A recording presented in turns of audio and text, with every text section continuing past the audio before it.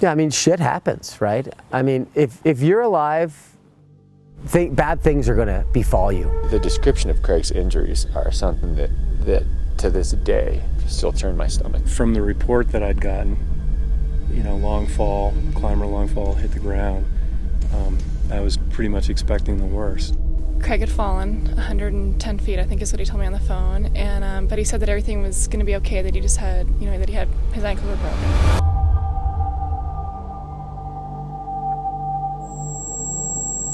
If you fall 10 feet, you have a 10% chance of dying. If you fall 20 feet, you have a 20% chance of dying. You know, and on up the line, obviously, if you fall from 94 feet, chance of living is generally nothing. My name's Craig DiMartino. In 2002, I was up at Lumpy Ridge with my good friend Steve. That particular day on July 22nd, we walked out to Sundance Buttress. Steve was walking first, I was kind of behind him, and the whole time walking out there, I just kept thinking how bad I felt. Felt really off, I just didn't feel psyched. Thought it was actually nerves or whatever. Once we get to the route, I'll be fine. It'll go away, which is what it usually does. Walked up the hill to White Man, which is a pretty steep 11C.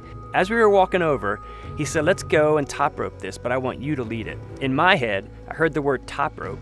To me, that meant that I was gonna climb the pitch first, clip into the anchor, then he was gonna lower me to the ground, then we were gonna climb it one at a time.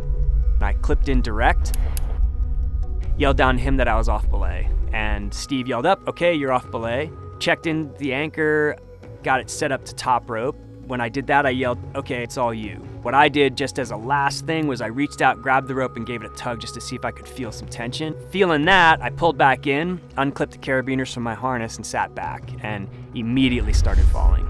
The last thing I could see was the anchor just blazing away from me super fast. I just kept falling and falling and falling. And about 20 feet from the ground, there was a dead tree that I hit with my head, and the tree stood me right back up to standing. And both my feet took the brunt of everything. And hitting with your feet, you actually have a chance of survival because the shockwave has somewhere to go. Both my feet shattered when I hit the ground. I hit so hard that I had compound fractures of the tibia and ankle on both legs. All the bones just came out the inside of my legs.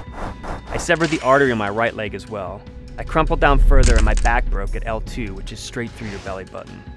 It hit so hard it collapsed the L2 completely that I don't even have it anymore. They had to fuse it together with rods and screws. The shockwave kept going up. It broke the ribs on my right side, punctured my lung on the right side, tore my labrum on my shoulder on the right side, broke the bursa sacs in my elbow on the right side, kept moving up, and broke my neck at C5, C6, which is straight through your Adam's apple. After that, I just crumpled down on the talus blocks. My partner thought I was dead.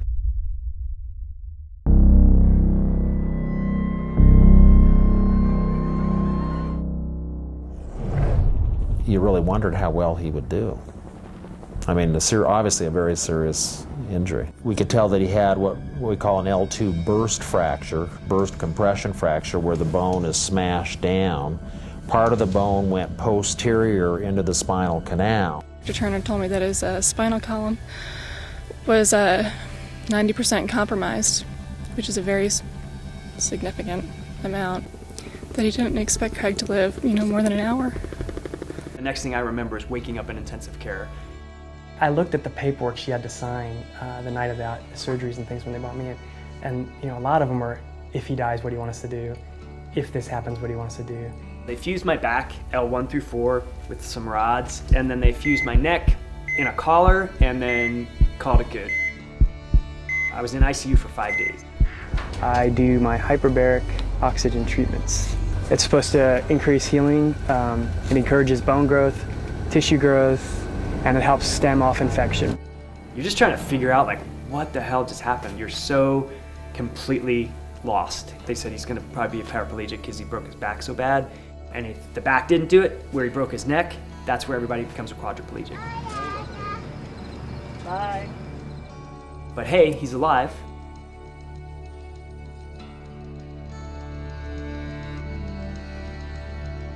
My son, who's almost 2, I don't think he really has any idea. But my daughter, who's almost 4, she grasps it completely. She looked at me and she said, "Daddy, what happened?" And I said, and I was crying and trying, I couldn't hold her because of my back. And she was sitting right next to me on the bed, and I said, well, Daddy fell climbing. And she looks at me and she goes, well, you can't roughhouse like this anymore. I have like real spotty feeling from the waist down. Actually, still to this day, I can't feel my hands that well. I can feel like heavy touch, so like if you punch me, I could feel that, but if you try to tickle me, I can't feel that. When you're all smashed up, it's easy to say, no, I'm not gonna go back to it. I would look at the cliffs, and as soon as I would get kind of close to them, I'd think, okay, I'm gonna tie in. And then I'd think like, God, hell no, I can't, there's no way. I was belaying Maya, and she did this little short 5'8". She did great on it. She came down and she kind of turned to Craig and she was like, hey, are you gonna climb this? It just caught me so off guard. He was like, well, yeah. Started climbing, and it was just the hardest thing I've ever done in my life. My back hurt, my foot hurt.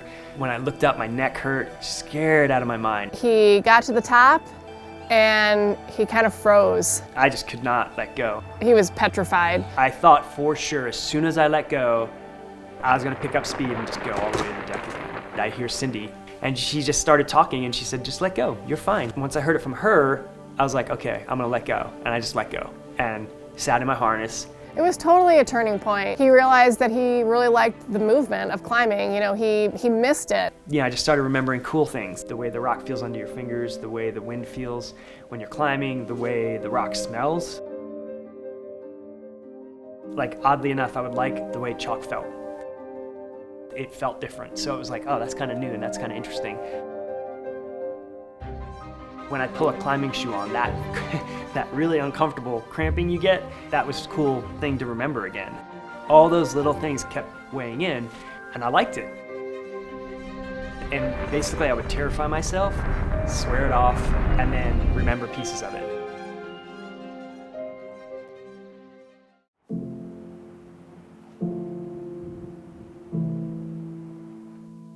I know a bunch of guys that like tried to keep their residual limbs that were just maimed, and they made this decision to like, they'd rather be handicapped than crippled. You know, they can do more with a prosthetic or, you know, without this painful remnant of a limb that just didn't do anything. People often want to hold on to what convention would call completeness and live in an incompleteness. You go from keeping a leg and no one knowing that you have a problem to removing your leg and everybody could tell you have a problem. And that's a big step for people to make. We did like 10 or 11 surgeries total on that foot. I couldn't move my toes. I couldn't feel it at all. They say, okay, mark your leg and sign your name. And that's so they don't cut the wrong leg off. And I'm like, this is getting way rowdy and I don't think this is a good idea anymore. Right then my surgeon shows up. And I had an IV in already. He just nodded at the nurse and boom. And then all of a sudden it seemed like a great idea. 4 months after that, I was tying back in. Climbing is what makes me happy. My family is what makes me happy. So that's where I focused my energy. And as soon as I started doing that, things started happening. I was able to work. I was able to do the things I wanted to do and go to the places I wanted to go and be with the people I wanted to be with. I'm sorry. I don't have that foot. Sorry, my bad. He does a really good job of looking at everything, and I think that's probably why he was actually, you know, what I would consider, you know, successful from an accident like that. He's never gonna have a leg again. It matters, but not in the sense that it like changes how he thinks as a person. He never really got suckered into these really small things. You know, I'm not gonna be able to do this, I'm not gonna be able to do this.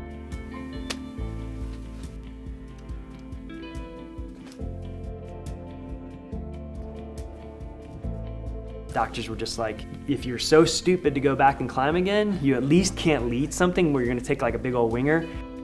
I had done it for so long, my body kind of was like, oh, we know what this is. This is a good thing. So it became this great physical therapy.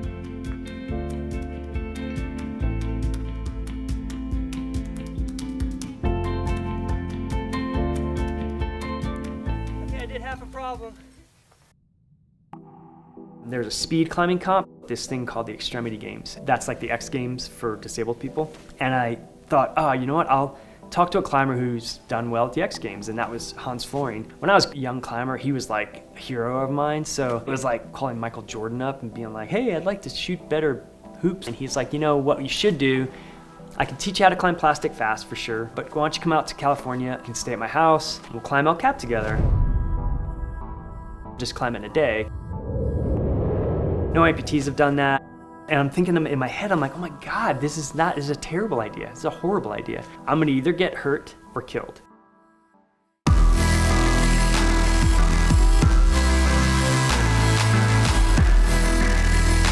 I had no idea that he was terrified out of his mind for the whole thing. He's so in control of his emotion.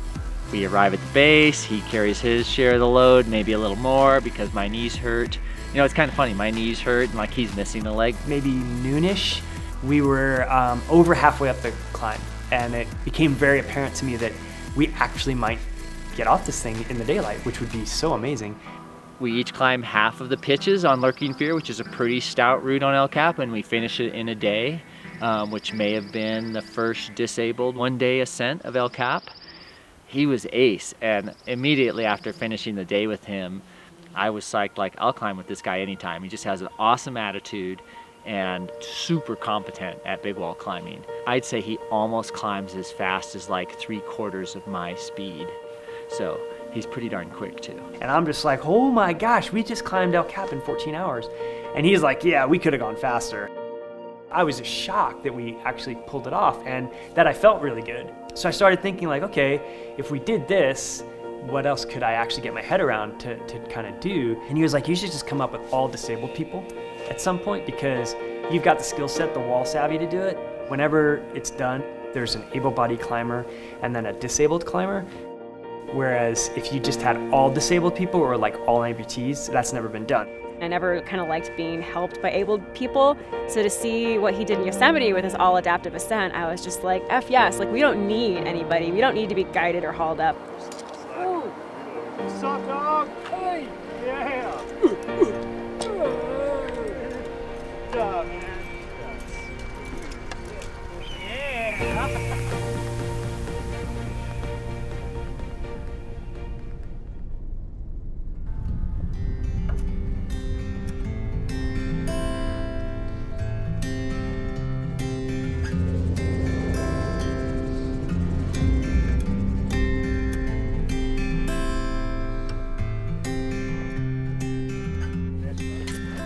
To kind of get going, I have to take some kind of a painkiller.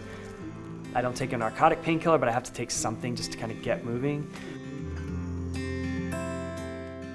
So that you're not in this constant state of hell.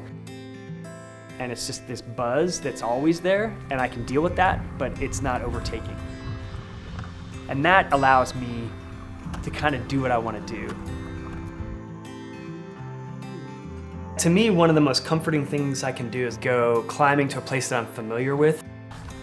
That feeling of being in a place that's comfortable to me, being on maybe a route that I know, is really calming. It's where I can kind of shut stuff out, and it's a way for me to kind of just throttle back and just focus on what I'm doing. And I think that piece of climbing has always been really valuable to me, and it's something that I found really early on in my climbing career was that that's what I liked. Well, now when you have all these injuries, that still works. That single-minded focus still works, and it's been 30 years now, and I'm still able to do that. I actually crave that feeling because when I get kind of overwhelmed, like health stuff or whatever's happening, I can go and do that, and it kind of resets my clock every time. Come on. Nice. You hit it hard. Nicely done. Before getting hurt, I did a lot of alpine climbing. It's kind of what defined me. But I'd think about day and night and do trips around the world to various cool places. I shattered my lower leg in a pretty bad accident while climbing. And I had like 5 surgeries on that. My right ankle is now fused. We kind of, in some ways, became kindred spirits, I guess, with our injuries and surgeries. His were far worse than mine. He travels a ton to do clinics all over the country, and it's definitely become like a good opportunity for us to not only just travel and climb, but also meet a bunch of very amazing people who have like really incredible stories. You're really using your leg, your prosthetic, like a kickstand. Okay. So it's just going to move you from point A to point B to get your good leg on. Okay. That's all we're trying to do every time. I've got you on belay. I was an operations manager for NASCAR. I was running a big aerial lift, The hydraulics went out on the left side and it tilted over and it fell over this way and I fell out of it and it fell on top of me. It was 30 ton. I was in the hospital 8 months. They didn't think I was going to make it. I'm still alive, that's all that matters to me. Because I got friends of mine that don't do nothing. You know, and I'm like, dude, you got to get out, man. You can't just sit here at home all the time. I mean, nothing's going to stop me. We all still feel pain, even if someone else's is greater than yours. You still feel it. And that I think that we can learn from people like Craig in terms of resilience, perseverance. Maybe I have more strength inside me than I realized. And that's what people like Craig bring out. He's that really important first contact for a lot of disabled people who maybe never thought about climbing as something they could do before, and he's that kind of hook that gets them in for the first time. He's like, try this. And then he's just such an amazing personality about it and so encouraging that I think a lot of the people he gets for the first time come back for a second and a third. Sam! Welcome to the party. Sam just started climbing like literally a month ago. He came to a clinic of mine. At first he was like, I don't know about this. And then he did it once, and then he came down and he was like, I don't know. He's been to a clinic with me every other week now for the past month. He's trying to make it a little bit easier for Sam to campus. He's also side climbing with him to kind of show him kind of what holds to use. It's weird, like as you know, like if you're not in deep enough, you just kind of grease right out of it. So I keep joking with his mom. I'm like, he's gonna be living in a van here pretty soon. Just cruising around the different areas, setting up these push rigs. I was climbing on El Capitan. I fell about 120 feet off the boot flake, hit Texas flake, rattled my way down, rope never came taut, broke my scapula, 4 ribs, fractured my T12 and my L4. This is my first day of adaptive climbing. First, I'm gonna check it for marmot bites, just to make sure it's still safe. Yard and go, yard and go. Lock it up. And I can help you as much or as little as you want. Or I can just hurl insults. I prefer insults. Pump out? Oh, that's gonna happen no matter what. Come on. I have not known Craig for a very long time face-to-face, but I've known of Craig for a really long time. This community is incredible, and I have found that I need it. I need to talk to these people to see what they're going through, see what it's been like. Yeah, just to get like detailed experiences of their injury and their pain and their recovery and the crying if it stops, if the joy comes back, all of that stuff. And it does, they say. His full-time job is being the nicest dude on the planet, Craig DiMartino. What's up? Fucking got wrecked. Oh no. Antibiotics, pain pills. I don't even know what this one is. Oh, pain pill. Climbed 4 pitches. And I looked at Cindy and I'm like, something ain't right. And I take my leg off and I'm like, fuck, it's all like, look at how like swollen and shit. And we went to the ER. The dude's like, yeah, this is bad. Like, you're really bad infected right now. You're gonna get admitted to the hospital. I'm like, whoa, what? Dude, it hurts so bad. It felt like my leg was gonna explode. My leg kept getting bigger.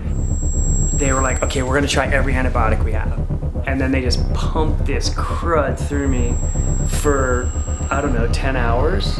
And the doctors came in and he goes, well, you have an opening like that big, it's not healed, and that got infected and you just can't feel it because of my spinal cord injury. Yeah, man, that's my life for right now. We are going to find out if the leg cleared up at all, and then if the drugs they're using are working. I'm psyched that they're gonna say everything's awesome. Of course, that's me. I'm not a doctor, but I play one on TV, and I should be a doctor by now. Yeah, I mean, yeah, last week kind of sucked. What I project outwardly is very different than what's in my head, and so in my head, I'm kind of doing, I think, what I would call damage control. Here's what I got, here's what I can do. Outside of Cindy, I really don't vent to people and say, oh, this is kind of a junk show right now. And like my wife always says that, she's like, the good thing is you joke about anything. Just like to tell you crappy news and you're like, oh well. It's still kind of puffy. I know. Gosh, it still has that depth. He's really good at breaking doctor's orders. Like, he'll come out to one of our climbing nights and just be like, yeah, I shouldn't be here right now, but and then he ropes him and climbs. He never just comes to sit and watch. Like, if he's there, he's climbing. Roping up, dude. Against doctor's orders? I think it would be, but we didn't ask. And so if you don't ask, then they don't say no. So you just tell them later. I went climbing right after the skin graft. Thanks very much. I had a good time. Would I blame my climbing partner for taking me off belay and dropping me to what was almost my death? Perhaps I would blame him.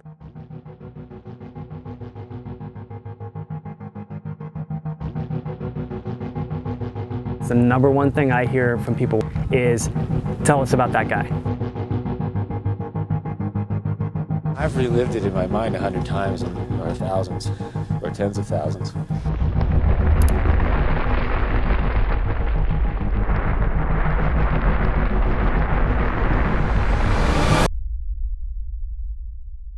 I just saw the rope, which was lying at my feet, just take off vertically. And Craig hit the ground with a very large thud. I don't wake up at night thinking about it anymore, but I can still envision it. Because people always say that, how the hell, how could you guys do that? And it's like, it's pretty easy, actually. I mean, because you just don't pay attention. You get super comfy. I think there's 1 in a million people that would have handled it the way you did. I think the thing that helped me the most was like you came in every day. Every day. Life is a series of choices, and however you did it, you chose the positive one wherever you could, and that has made all the difference. I blame myself more than I blame Craig, and I'm sure that Craig probably blames himself more than he blames me, but exactly. I mean, that's just kind of type of people probably we are, and maybe that's why we're here today and not, bitter, drunk man in a bar. All right, with our hand wrapped around a bottle, I do have a bottle in the car, though, just okay. Perfect. Just in case. I have no idea what I'd do if I lost my leg or my arm, but I would like to think that I had the same resolve as Craig to hit all the positive things about it and just take it on. You think of people like Craig, and I've thought of him when I'm on my own recovery path. You think of people like that, and they give you inspiration. And I think without inspiration, no particular human advances. Not letting one event kind of dictate how your life turns out. Like, even if something really bad happens to you, you shouldn't let that be the defining factor of your life. Like, it can definitely be a contributing factor to who you are, but it should never be something that defines you as a person. You can always be more than your problems.